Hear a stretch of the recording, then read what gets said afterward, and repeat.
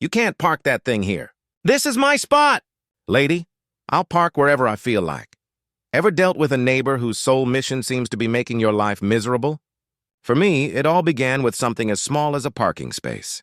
But what started as a petty annoyance quickly snowballed into a full-blown neighborhood feud with Karen, the kind of neighbor people whisper about but no one wants to confront. And by the time this whole ordeal was over, she seriously wished she had never picked a fight with me.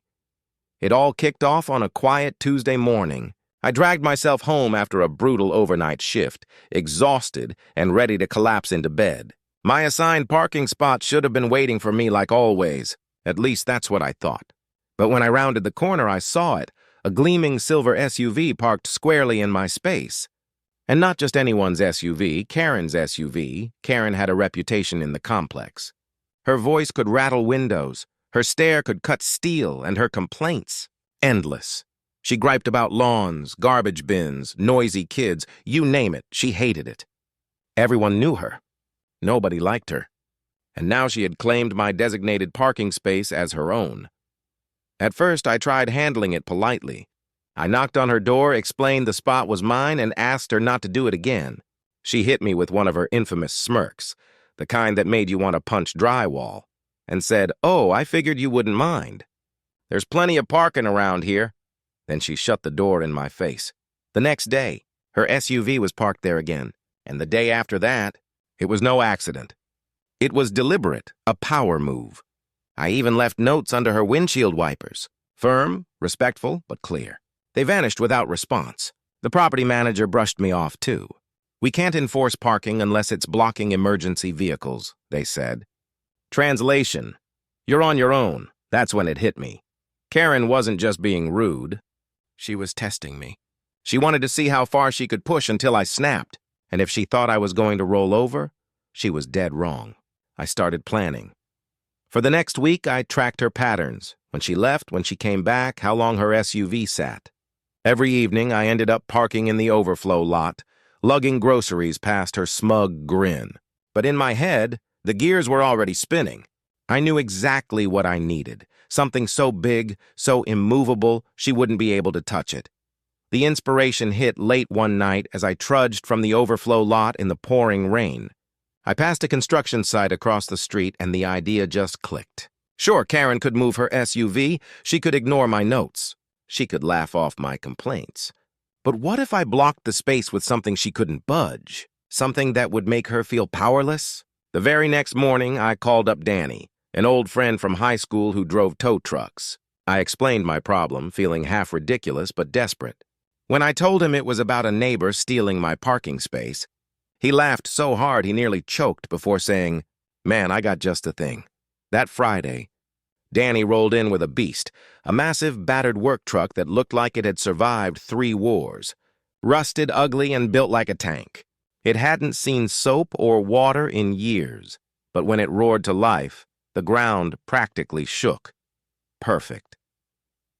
That night, when Karen's SUV inevitably squatted in my spot again, I waited. Around midnight, when the complex was dead quiet, Danny and I made our move. Together, we guided the work truck into my space, tight against the lines, angled in just right so nothing short of a crane could dislodge it. The next morning, I brewed coffee and stationed myself by the window. Sure enough, around 9, Karen stormed out in her bathrobe, keys in hand. She froze. For nearly a full minute, she just stood there, staring at the mountain of steel occupying her spot. Then the meltdown began. She paced around the truck, snapping photos, muttering curses I couldn't quite hear. She even yanked on the door handle like she expected to push it out of the way herself. Finally, she stomped up to my door and banged hard enough to rattle the hinges. The moment I opened, she practically exploded. "Is that your monstrosity out there?" she barked. I kept calm. That's my assigned spot. "You said there was plenty of parking, right?" So I figured I'd start using it properly. Her face went crimson. She sputtered, glared, but had no comeback. Instead, she turned on her heel and stormed off. And just like that, the real war began. Because Karen wasn't the type to surrender.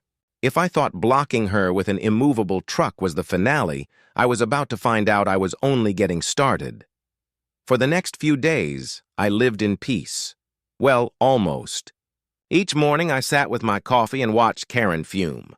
She stalked around the truck like a predator circling prey, sometimes leaving nasty notes under the wipers, sometimes shooting daggers up at my window as though sheer rage might move the vehicle. I ignored her. For the first time in weeks, I wasn't dragging myself from the overflow lot, and that felt like victory. But Karen wasn't done, she was just regrouping. On the fourth morning, I walked out to find a giant orange sticker plastered across the truck's windshield. Illegally parked, subject to tow. My gut dropped for a second, but when I leaned closer, I actually laughed. The notice wasn't from the city or the complex. It was printed on flimsy paper, the kind you could buy online, and there wasn't a single official seal on it. Karen had literally made her own fake violation notice. I peeled it off and tossed it in the trash. That evening, she confronted me again, planting herself in front of the truck like a guard dog. "That hunk of junk is an eyesore," she snapped. "The HOA will have it gone by tomorrow." "Funny," I said, unlocking my door. "The HOA president already told me my space is mine. Unless you've got a crane hidden somewhere, that truck isn't moving." She scowled, muttered something, and stormed off. But her threats weren't idle. The next day, I came home to see the HOA board huddled around my spot, Karen at the center of the storm, waving her arms like she was leading a protest. I approached cautiously.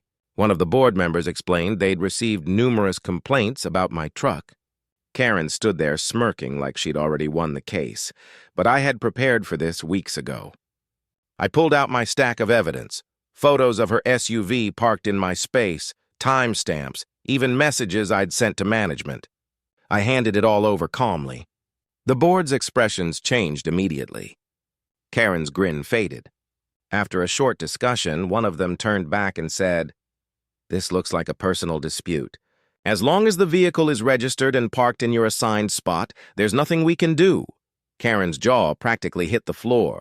She tried to argue, but they shut her down. Watching her face collapse in front of the entire board was satisfying, but the real drama was still to come. That night, I heard faint noises outside. A metallic clink, soft footsteps. My stomach tightened. Peeking through the blinds, I saw Karen creeping around with a flashlight. This wasn't another photo session. The beam skimmed across the truck's side as she crouched near the tires, fiddling with something shiny. My heart pounded. She was trying to slash them. I almost dialed 911, but then I remembered the little security camera I'd set up earlier that week. I turned it on and let it record everything. From my window, I watched as she struggled. The truck's tires were thick and stubborn, squealing under her knife. She grew more frustrated, finally kicking the rubber and letting out a muffled shriek before storming off into the dark. The next morning, I reviewed the footage, grinning.